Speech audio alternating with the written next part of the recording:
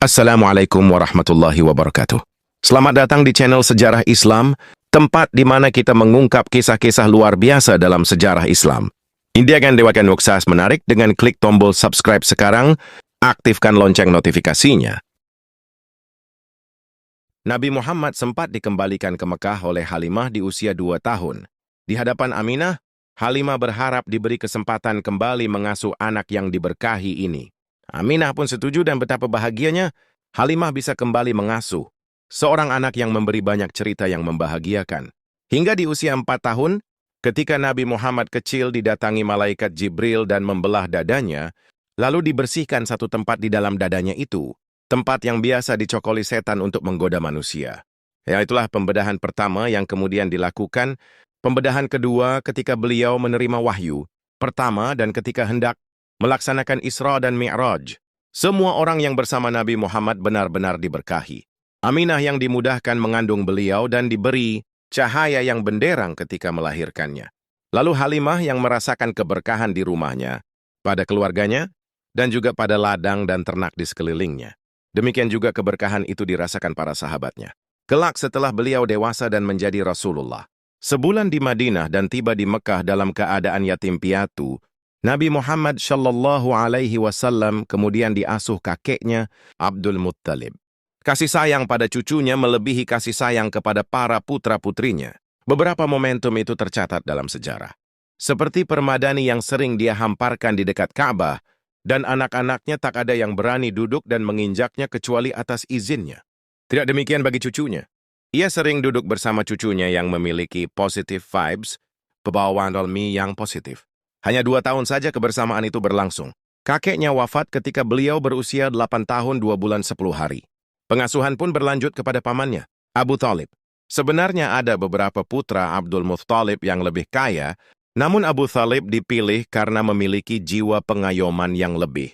Seperti halnya Abdul Muttalib, Abu Thalib yang bernama asli Abdul Manaf juga menyayangi Nabi Muhammad, melebihi kasih sayangnya kepada putra dan putrinya sendiri. Mereka, putra dan putrinya itu adalah Talib, maka dia dipanggil Abu bapaknya Talib, Ja'far, Ali, Aqil, Ummu Hani, Raita, Asma, dan Tulaik. Bersama pamannya ini, beliau bertahan hingga lebih dari 40 tahun, dari usia Nabi 8 hingga usia 50 tahun. Dia yang mengasuh, menjaga, bahkan melindungi beliau hingga akhir hayatnya. Ada beberapa momentum besar selama dalam pengasuhannya. Turunnya hujan di Mekah, kisah Rahib Bahira, Perang Fijar, Hilf al-Fudul, menikah dengan Khadijah, Qais Hajar Aswad, dan lainnya.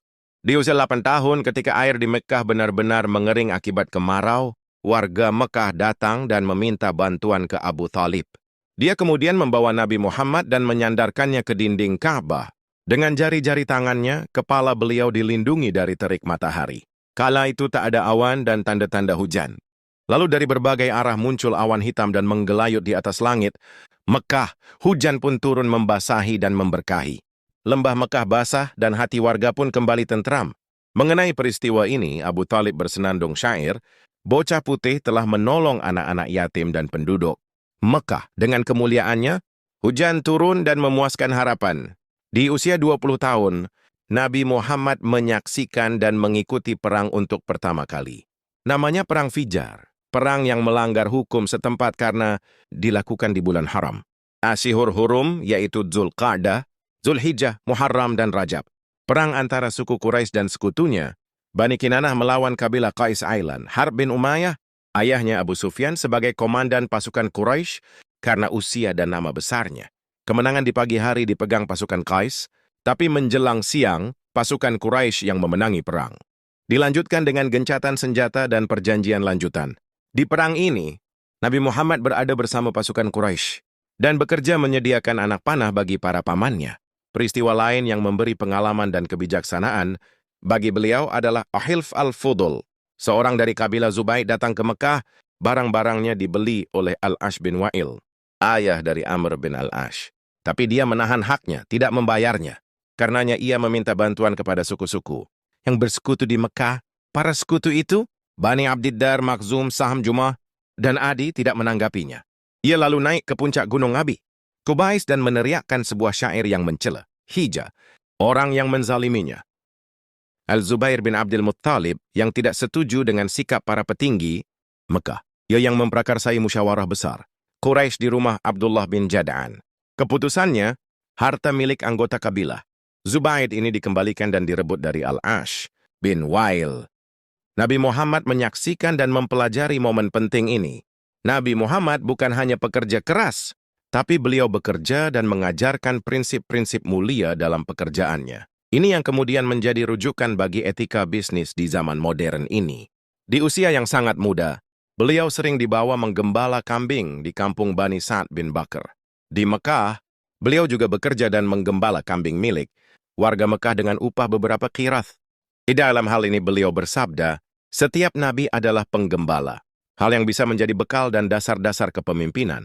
Aktivitas menggembala mengajarkan kasih sayang, pengayoman, dan kepedulian. Pekerjaan tertinggi beliau adalah berdagang. Hingga di usia 25 tahun, beliau berdagang dan menjual barang milik Khadijah binti Khuwailid. Lewat profesinya ini, dengan etika yang tinggi, beliau mampu mengambil hati Khadijah yang kelak menjadi ibu bagi putra dan putrinya. Khadijah, wanita agung ini, betapa banyak pemuka kaum yang hendak mempersuntingnya, namun tak ada satupun yang bisa merampas hatinya. Dia menolak semuanya. Dia yang justru antusias ketika budaknya, Maisarah yang menemani Nabi Muhammad berdagang ke Syam, mengabarkan bagaimana keindahan akhlak dan kecerdasan personal yang dipancarkan. Nabi Muhammad memberi untung besar dan keberkahan usaha. Laporan Maisarah menjawab keresahan. Hatinya yang mengharapkan seseorang yang kelak menjadi suaminya. Kepada teman wanitanya, Nafisah binti Munya, ia menyampaikan harapannya. Nafisah inilah yang menyampaikan harapan Khadijah kepada beliau. Lalu beliau menyampaikannya kepada pamannya, Abu Thalib. Hingga pernikahan pun dilangsungkan 2 bulan sepulang beliau dari Syam. Maharnya 20 ekor unta muda. Dihadiri oleh keluarga Bani Hashim dan para kepala suku Mudar, keluarga Khadijah. Dari rahim suci Khadijah, beliau memiliki 6 putra dan putri. Qasim, beliau digelari Abu Qasim, Zainab, Ruqayyah, Ummu Kulsum, Fatimah, dan Abdullah. Semua putranya wafat di usia muda. Semua putrinya sempat masuk Islam dan wafat sebelum Nabi Muhammad wafat.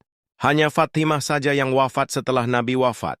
Di usia 35 tahun, kabilah Quraisy membangun kembali Ka'bah karena kondisi fisiknya yang hanya berupa tumpukan batu yang berukuran di atas badan manusia. Sejak zaman Ismail tidak beratap sehingga barang-barang di dalamnya mudah dicuri. Ka'bah juga rentan ambruk oleh pasukan berkuda. Belum lagi Mekah pernah diterjang banjir. Dirobohkanlah Ka'bah atas prakarsa. Al-Walid bin Mughirah, ayah dari Khalid bin Walid, pembangunan Ka'bah, disepakati dibangun dengan harta terbaik dan paling suci yang dimiliki. Arsiteknya bernama Bakum dari Romawi. Muhammad Al-Amin, demikian gelar yang dikenal umumnya orang Muslim. Peletakan Hajar Aswad adalah momentum dikenalnya beliau sebagai Al-Amin.